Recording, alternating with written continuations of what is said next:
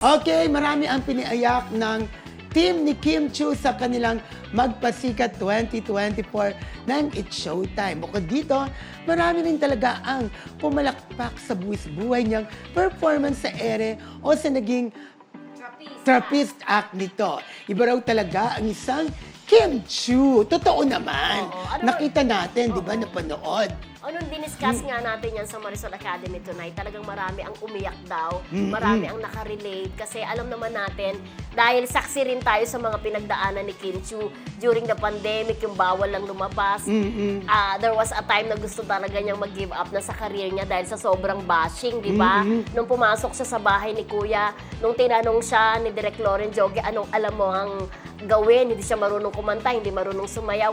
Pero lahat yan, hindi marunong umarte, pero lahat yan inaral niya. Yes. Talagang nakakabilib ang isang Kim Chiu. Kaya ako hindi nagtataka kung bakit ganun na lang kalawak ang kanyang fandom dahil marami ang nabibigyan niya ng inspirasyon na kung kakayanin mo ang isang bagay, kung ay yung hard work ba na matatawag, ay makakamit mo naman yung dream na yun. Oo. Kagaya nga ng ginawa niya sa kanyang performance na naglambitin talaga siya sa ere Mildred, Yes, diba? oo. Akala ko nga mahuhulog siya eh. Kasi di ba nung sinalo siya nung lalaki doon sa ere talaga, doon ako natakot. Oo. Di ba? Yung nung sinalo siya nung lalaki doon. Nung lumipat siya. lumipat siya. Na nasa ere Hoy, siya. ano ba yun, di ba? Kaya, dahil magbabasa tayo ng mga ibang komento ng ating Oo. ha? Alam mo, ang tapang-tapang niya, ang lakas ng loob. Oo. Kinaya niya talaga ang buwis-buhay na performance na yon.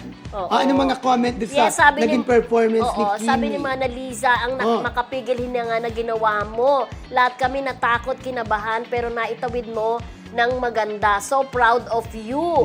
Ayan. Siyempre kasama ni Kim Chiu dyan si Ogie Alcacid. Sabi Correct. nila, hello mga kamarisol, ang galing ng Team Ogie, Kim, Lassie at MC. Kim deserves everything she has now being a fan of her. I'm really proud. Sana sa susunod, di na siya magbuwis buhay sa magpasikat kasi sikat na siya. So, hindi na daw kailangang magpasikat sa magpasikat. Dahil nagwo-worry din sila. Pero kasi, ayan, napatunayan niya bilang Oo. artista ang kanyang pagiging professional at pagmamahal niya sa kanyang trabaho. Kaya naman tignan nyo, di ba?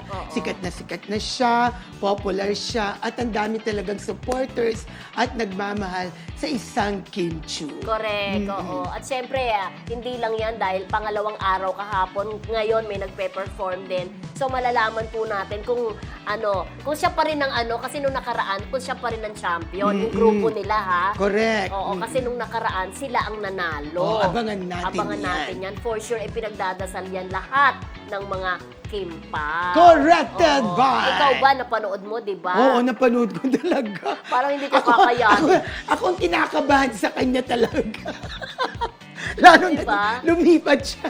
Oo, pero ang galing din ni Ogie Alcacid. Yes, of course. Lahat sila doon very emotional kasi habang nagpe-perform sila, nagdadrama din sila.